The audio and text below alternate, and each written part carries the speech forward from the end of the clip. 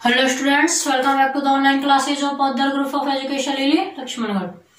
मैंने आपको last video में फिनॉल बनाने की विधियां कराई थी, जिनमें एक विधि अपनी ये थी कि हेलो एरिन से क्या करवाना है, फिनॉल का निर्माण। तो हेलो एरिन से फिनॉल का निर्माण पहले भी करवा चुके थे। हेलो एरिन में जब निर्माण करवाया तो मैंने आपको इस तरह से बताया कि यहाँ आपका जैसे हेलो एरिन है ये और क्लोरीन रिएक्शन करवाई थी KOH के साथ में, और आपके पास ये किए तापमान लिया था 623 केल्विन या 300 ले लो या 320, दोनों ही सही है, एटमॉस्फेयर दाब। और आपको डायरेक्ट मैंने फिनॉल बनाई थी। क्या बनाई थी? Direct phenol. कैसे बनाई थी डायरेक्ट फिनॉल की? यहाँ से KCl बाहर निकाला था। क्या बनाई थी? KCl बाहर निकाल के डायरेक्ट फिनॉल।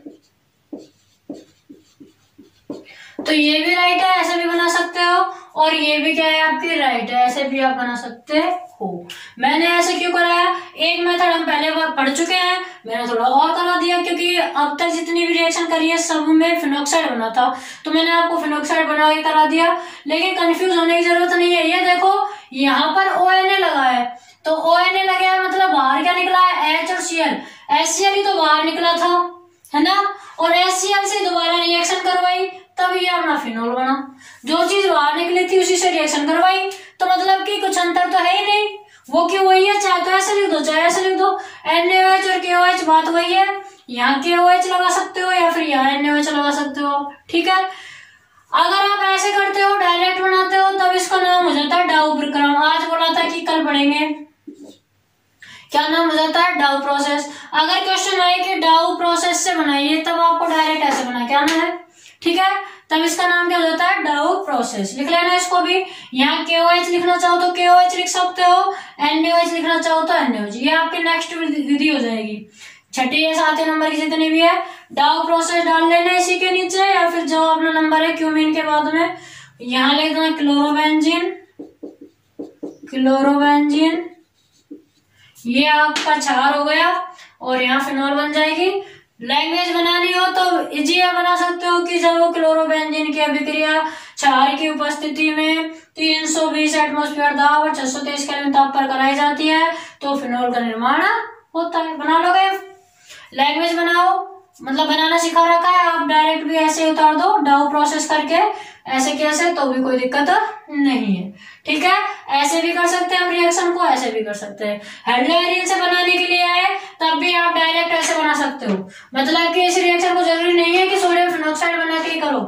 अगर आपसे हेलो एरिन से बनाने के लिए बोले तब भी आप डाउ प्रोसेस की सहायता से डायरेक्ट बना सकते हो, ठीक है। इसका नाम क्या होता है? डाउ प्रोसेस।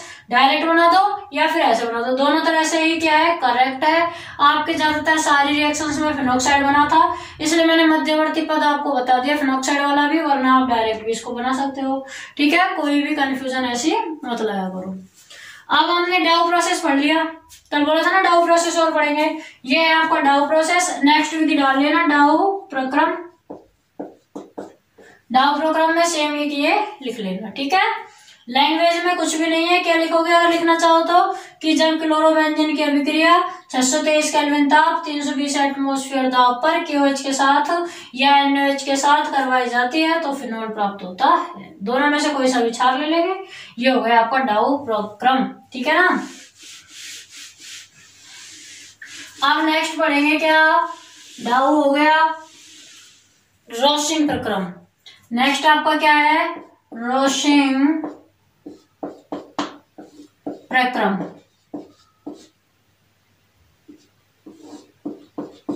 रोशिंग प्रक्रम हम पहले भी पढ़ चुके हैं halo alkane and hello Erin chapter में। वहां हमने हेलो एरिन बनाई थी किससे? बेंजीन से, रोशिंग प्रक्रम के द्वारा। एक बार फिर से उसको रिवाइज कर लेते हैं। क्या किया था हमने? बेंजीन ली थी, बेंजीन की रिएक्शन करवाई थी HCl के साथ में, ठीक है। और क्या? वायुमंडलीय ऑक्सीजन ली थी, हाफ O2 ली थी, और क्या करवाई थी? Cu2Cl2 की क्या ली थी हमने? उपस्थिति ली थी। Cu2Cl2 की क्या ली थी? उपस्थिति। क्या बाहर निकाला था, याद है क्या? देखो एक O एक हाइड्रोजन, यहाँ पर भी कार्बन के पास हाइड्रोजन होता है, बताइए। तो हमने क्या किया था? ये दोनों हाइड्रोजन और एक ऑक्सीजन तो बाहर निकाल दिए थे H2O के रूप में, और आपका क्लोरोबेंजीन बन के क्या हो गया था, तैयार। क्लोरोबेंजीन बन के क्या हो गया था, तैयार। ये हम पढ़ चुके हैं 10 चैप्टर में। इसी को क्या बोलते हैं, रोशिंग प्रक्रम बोलते हैं। क्या बोलते हैं, रोशिंग प्रक्रम। ठीक है, ये हमने 10 चैप्टर में पढ़ा था। अब हमें क्या करना है, किसका निर्माण करना है, फिनॉल का। तो इसमें एक स्टेप और बढ़ जाएगा, क्या होगा सेकंड स्टेप इसी का। अब इस क्लोरोबेंजीन को ले लेंगे, ये आपकी क्या है, क्लोरोबेंजीन।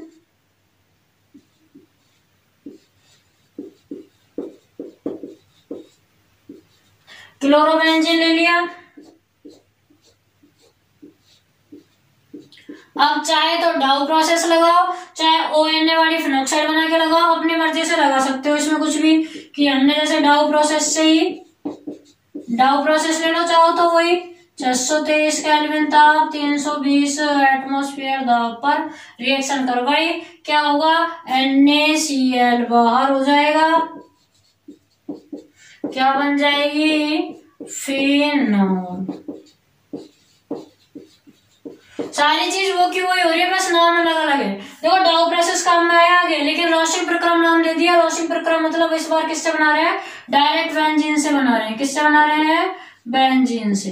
बेंजीन से अगर आ जाए बनाना तो ऐसे बनाओ, बेंजीन की रिएक्शन। रोशिंग प्रक्रम अगर दे दे तो पहले बेंजीन से आपको क्लोरोबेंजीन बनाना है, जो 10 चैप्टर में भी पढ़ा था।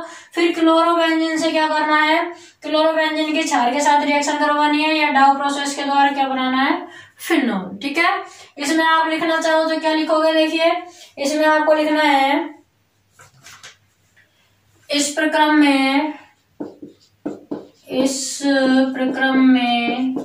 सर्वप्रथम बेंजीन से क्लोरोबेंजीन कैसे करते हैं निर्माण, वो 10 चैप्टर में पढ़ चुके हैं, वहां से लिख देना, लिखना हो तो बार बार नहीं लिखेंगे। क्लोरोबेंजीन का निर्माण करते हैं, कर लिया क्लोरोबेंजीन। उसके बाद क्या कराएंगे, उसके क्षार से रिएक्शन कराएंगे, करते हैं। फिर क्या लिखेंगे, क्लोरोबेंजीन की क्षार NaOH या KOH के साथ 623 केल्विन ताप व 320 एटमॉस्फेयर दाब पर क्या करा है, रिएक्शन करवाने से फिनॉल प्राप्त हो जाती है। रिएक्शन करवाने पर फिनॉल प्राप्त होती है, फिनॉल प्राप्त होती है। ये इसमें आप लिख सकते हो। ये हो गया आपका क्या, रोशिंग प्रक्रम।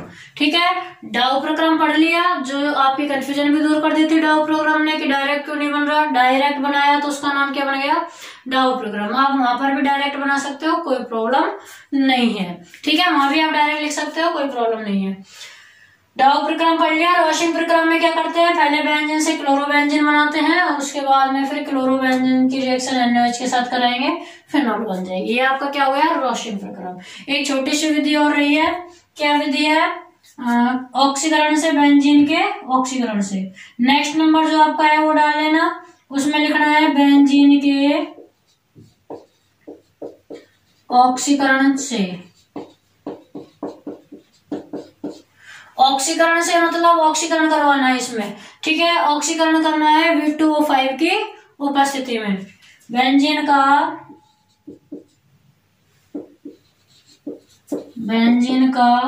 V2O5 की उपस्थिति में वायु के साथ ऑक्सीकरण करवाने पर ऑक्सीकरण द्वारा फिनॉल प्राप्त होती है, फिनॉल प्राप्त होती है। बस फिनॉल बनाने की विधियां यहाँ आपकी क्या हो जाएंगी, फिनिश। देखो क्या करना है, बेंजीन लेंगे हम एक, क्या करनी है, V2O5 की उपस्थिति में वायु यानी कि ऑक्सीजन, यहाँ पर भी कैसे लेनी है, वायुमंडलीय ऑक्सीजन लेनी है, ठीक है। लेकिन उपस्थिति किसकी, V2O5, यहाँ ऑक्सीकारक भी है आपका और वायुमंडलीय ऑक्सीजन भी है। V2O5 की उपस्थिति, अब ये मत कहना कि यहाँ उपस्थिति क्यों लिया, HNO क्यों नहीं लिया, ठीक है। प्रकाश की उपस्थिति में ही हो रही है, V2O5 की भी क्या है यहाँ उपस्थिति है। केल्विन ताप होगा, यहाँ ज्यादा ताप दिया जाएगा, 573 केल्विन के समथिंग यहाँ आपको क्या दिया जाता है, ताप दिया जाता है इस प्रोसेस में, 583 केल्विन ताप। वहां पर वायुमंडलीय ऑक्सीजन में HNO की उपस्थिति ली थी, प्रकाश की उपस्थिति, प्रकाश मतलब ताप था, है ना। तो यहाँ ताप आप 583 केल्विन तक ले सकते हैं। क्या हो जाएगा,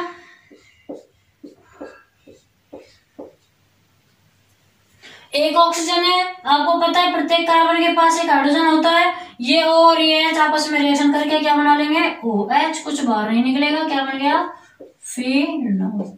भाई 2 से 2 कैंसिल हो जाएगा, एक ही तो ऑक्सीजन है, हर कार्बन के पास बेंजीन में एक, हर कार्बन के पास क्या होता है, एक हाइड्रोजन होता है हर कार्बन के पास में, कोई सा भी एक कार्बन के साथ O जोड़ दो, क्या बन जाएगा, फिनोल बन जाएगा। तो ये आपका क्या बन गई, फिनोल। फिनोल बनाने की सारी विधियां क्या हो गई है, फिनिश हो गई है, ठीक है। सारे एक दूसरे से कंबाइंड से ही है, तो ध्यान से पढ़ना, कंफ्यूज मत होना। आप इनको ऐसा नहीं है कि जैसे मैंने कराया है कि वो ही सही है, आपकी दूसरी रिएक्शन भी आपकी जो मैंने यहाँ करवाई है वो सही है, आप उसकी जगह उसको लिख सकते हैं। जैसे कि हमने डाउ प्रोसेस को लिख दिया किसमें, रोशिंग प्रक्रम में, हम चाहते तो यहाँ भी फिनोक्साइड बना के कर सकते थे, लेकिन हमें पता है दोनों ही प्रक्रम सही है, तो जो छोटा है वो हमने यहाँ कर दिया। ओके, तो हमने अब फिनॉल बनाने की विधियां कंप्लीट कर ली। अब हम पढ़ेंगे क्या, फिनॉल के भौतिक एवं रासायनिक गुण। ये सारा नोट कर लेना, स्क्रीनशॉट ले लो या फिर वीडियो पॉज करके इसको नोट कर लो, ठीक है।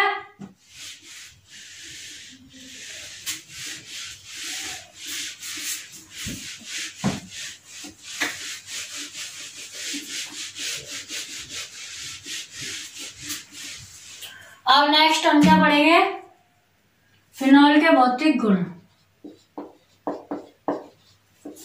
फिनॉल के भौतिक गुण या फिर इंग्लिश में क्या बोल सकते हैं, physical properties of phenol. Physical properties of phenol. Physical properties of phenol. देखो फिजिकल प्रॉपर्टीज में सबसे पहले जैसे हम बात करें विलेयता की, या विलेयता से पहले हम इसकी अवस्था और रंग की बात करें। किसकी बात करें, अवस्था व रंग। अवस्था मतलब कि फिनॉल ठोस है, द्रव है या गैस है, ये बताना है। और रंग मतलब कि इसमें कुछ रंग है या नहीं है, या फिर गंध है या नहीं है। रंग और गंध सबके बारे में बताते हैं, रंग के बारे में बताते हैं और गंध के बारे में भी बताते हैं, सबके बारे में बताते हैं। देखो फिनॉल आपने बहुत बार देखी है अपने घरों में, जब हम पोछा वगैरह लगाते हैं फिनाइल काम में लेते हैं, फिनाइल काम में लेते हैं ना, वो फिनाइल क्या है, फिनॉल ही है। वो फिनाइल क्या है, फिनॉल ही है। लेकिन फिनॉल में अशुद्धियां मिला करके उसको ऐसा बनाया गया है जो आपके घर में आती है, ठीक है। वास्तव में जो शुद्ध फिनॉल होती है, वास्तव में जो शुद्ध फिनॉल होती है वो कैसी होती है, शुद्ध फिनॉल, जो शुद्ध फिनॉल होगी ना वो क्या करेगी, आपके पास में मतलब ठोस अवस्था में होती है, एकदम ठोस क्रिस्टलीय अवस्था में। इसमें आपको लिखना है, मैं यहाँ बाद में लिख दूंगी, पहले आपको समझा देते हैं। फिनॉल क्या होती है, शुद्ध अवस्था में तो क्रिस्टलीय ठोस होती है, ठीक है, लेकिन उसमें अशुद्धियां मिला करके उसको क्या बना दिया जाता है, द्रव अवस्था में बना दिया जाता है। ठोस अवस्था में फिनॉल कैसी होगी, एकदम क्रिस्टलीय, वो शुद्ध अवस्था में एकदम क्रिस्टलीय ठोस के जैसी होती है। उसमें कोई कलर नहीं होता है, फिनॉल में कोई कलर नहीं होगा शुद्ध में। घरों में जो आती है फिनाइल उसमें होता है, वो अशुद्ध होती है।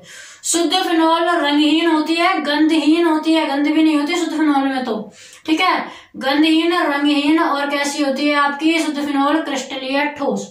लेकिन जो घरों में हम पोछा लगाने करने में काम में लेते हैं फिनाइल, उसमें तो मैम रंग भी होता है, उसमें गंध भी होती है और वो तो द्रव होती है। ऐसा क्यों, जबकि है तो वो भी फिनॉल ही, नाम उसका फिनाइल देते हैं। ऐसा इसलिए है क्योंकि वो शुद्ध नहीं है।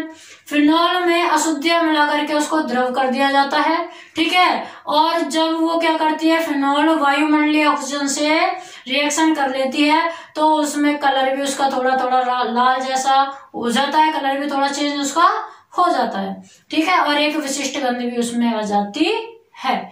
अशुद्ध में होती है ये सारी चीजें, शुद्ध में ये कुछ ऐसा कुछ भी नहीं होता है।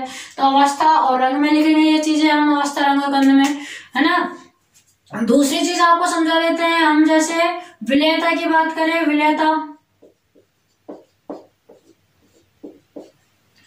विलेयता में मैंने आपको बताया था कि हाइड्रोजन बंध अगर इनमें होता है तो ये क्या होते हैं, हाइड्रोजन बंध के कारण इनका बॉइलिंग पॉइंट अधिक होता है और विलयशील भी होते हैं।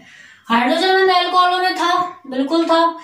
अब हाइड्रोजन बंध तो इसमें भी होगा, फिनॉल में भी। वही फिनॉल की रिएक्शन, फिनॉल की संरचना ऐसी होती है। तो O और H के मध्य हाइड्रोजन बंध तो है, मतलब कि हाइड्रोजन बंध बनाने की कोशिश तो करेंगे ये, और जब इसके साथ जुड़ेगा तो हाइड्रोजन बंध बनाएंगे।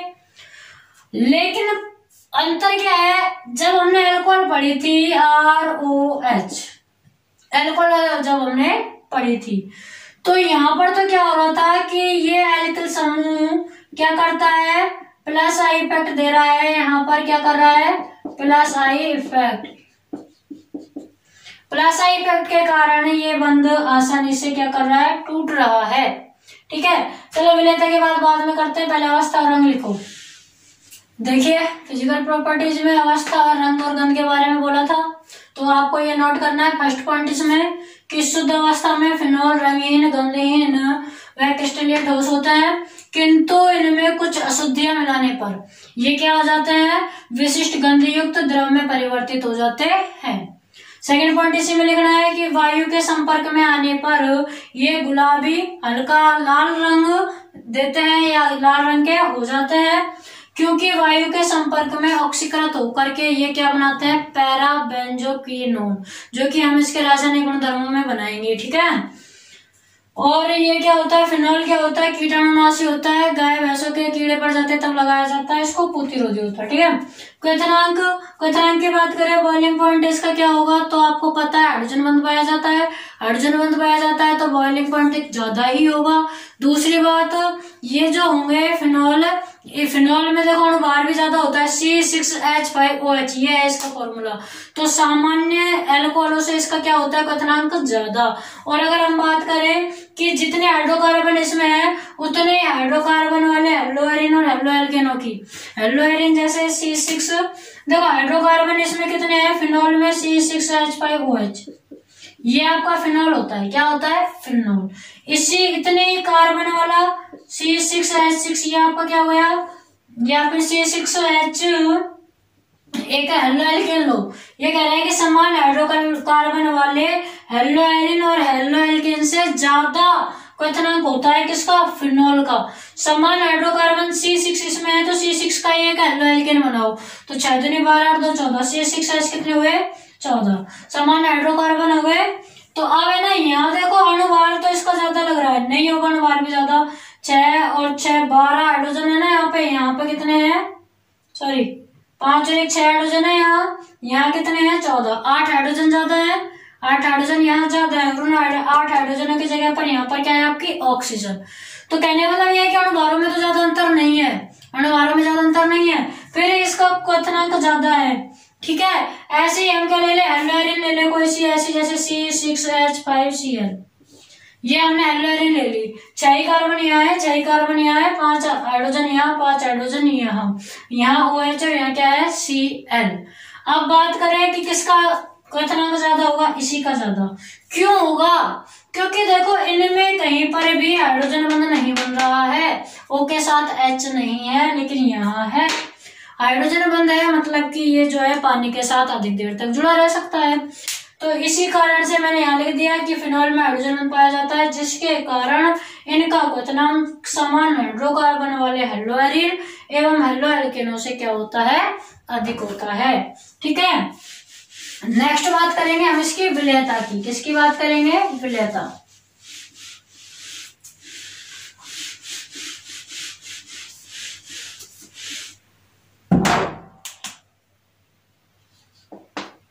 सेकंड पॉइंट तो पढ़ लिया, विलेयता थर्ड है।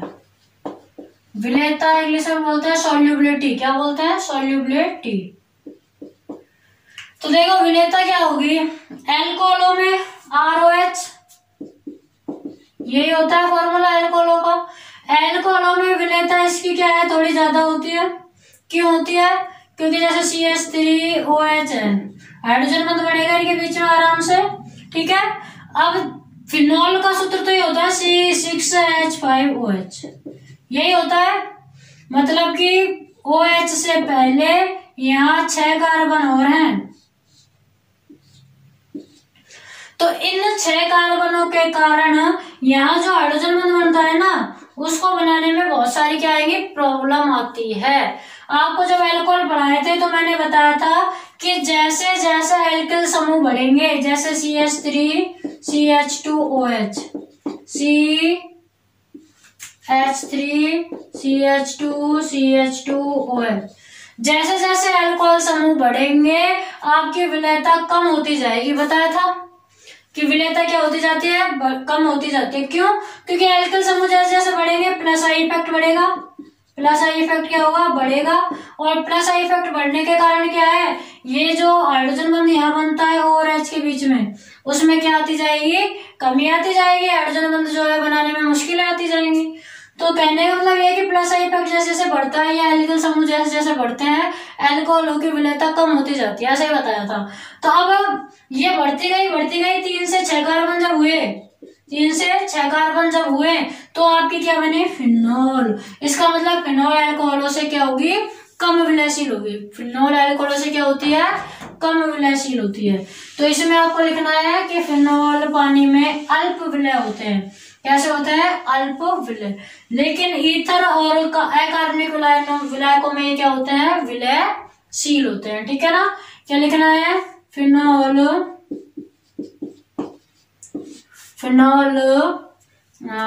जल में अल्प विलयशील, जबकि कार्बनिक विलायक, जबकि अकार्बनिक तो अपना जल ही होता है, जबकि कार्बनिक विलायक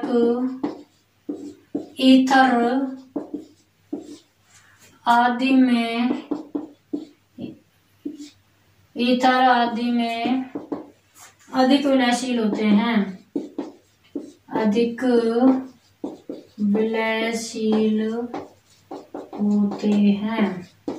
मतलब कि कार्बनिक विलायकों में आसानी से घुल जाएंगे, जबकि जल में जो है आसानी से नहीं घुलता, अल्प विलयशील होता है। ठीक है। शुद्ध फिनॉल की बात है, जो द्रव वाला आता है ना अपने घरों में, वो तो आसानी से मिल जाएगा। शुद्ध फिनॉल अल्प विलयशील होगा।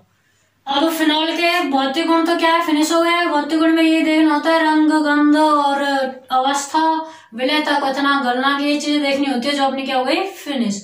कल हम स्टार्ट करेंगे फिनॉल के रासायनिक गुण। ठीक है, कि रासायनिक गुण क्या क्या होते हैं, कौन कौन सी अभिक्रिया ये प्रदर्शित करते हैं, इनके बारे में हम कल जानेंगे। Okay students, thank you.